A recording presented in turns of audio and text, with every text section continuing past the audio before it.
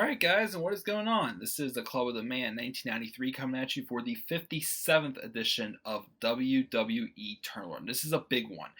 This is a turn, well, I'm sure some people are still thinking may have been a heel turn, may more just been just, a tweener move or whatnot, just bring more of a darker side of the character out, which, again, I understand and respect, but I personally feel this was a full-on heel turn, and I feel like it was more made clear tonight on SmackDown Live. And of course, that is the Viper, the Legend Killer, Mr. RKO himself, Randy Orton.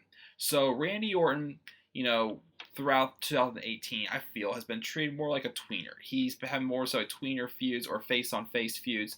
He feuded with Bobby Roode for the U.S. title at the beginning of the year. Even though he went on to win the U.S. title and have like a bland run with it. He had a fatal four-way at WrestleMania where the title got dropped to Jinder freaking Mahal.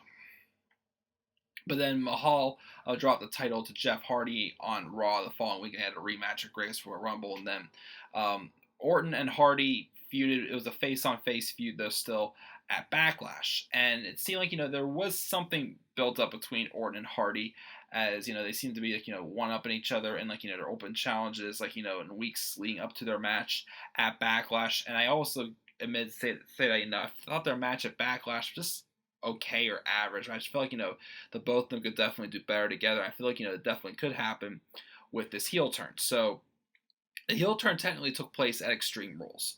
Randy Orton returned after the 6-second U.S. Championship match between Shinsuke Nakamura and Jeff Hardy. It looked like he was staring down Shinsuke Nakamura. I'm like, okay, Randy Orton and Nakamura feud for SummerSlam. I'm cool with that.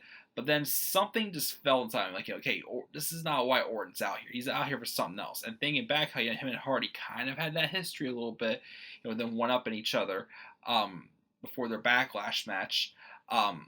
He turned around, and I thought he would start doing a vicious assault on Jeff Hardy, but instead he just spread Hardy's legs and hit him with a low blow.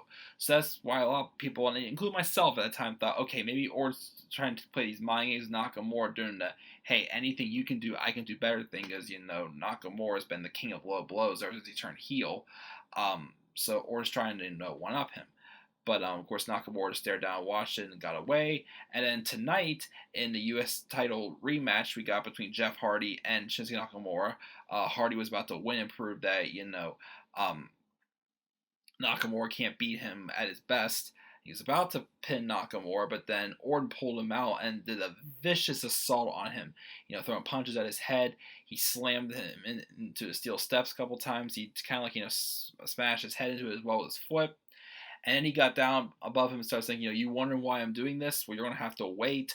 Or one thing he said, you just have to ask or whatever heck it is. But he was just putting him in so much pain. He went as far as, pulling on the ear gauge, or whatever you want to call it, of Jeff Hardy as well. Which that was like, okay, Orton has to be a heel by this point if he was literally trying to hurt him. That was, that's on the level of Randy Orton and from 07 to 09 pretty much. That vicious, Viper Legend Killer gimmick that he had, especially in the feud with Triple H also in 2009. That was the Randy Orton I was seeing in that beatdown. So it looks like the direction we're going. It's a triple threat match at SummerSlam.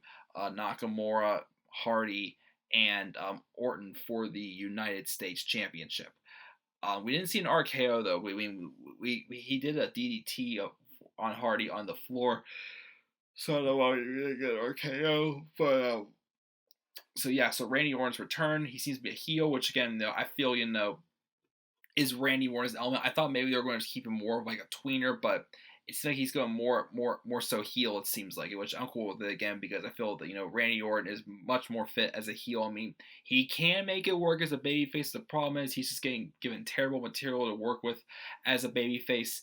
I've also mentioned earlier in my SmackDown Live review, now that Orton is seemingly more so heel, SmackDown does need to establish another top babyface, which I still think it could be Rusev. I mean, we have Jeff Hardy, Daniel Bryan, and AJ Styles. John Cena comes back and works SmackDown, maybe as the part-timer, but we'll have to wait and see. But I think this is a good move for Orton to definitely make him more interesting again. The beatdown he did on Hardy tonight was great. So look forward to seeing though what happens next down the line with Hardy, Orton, and Nakamura. And as Shinsuke Nakamura would say after what Randy Orton did to him to Hardy at Extreme Rules, that's not nice.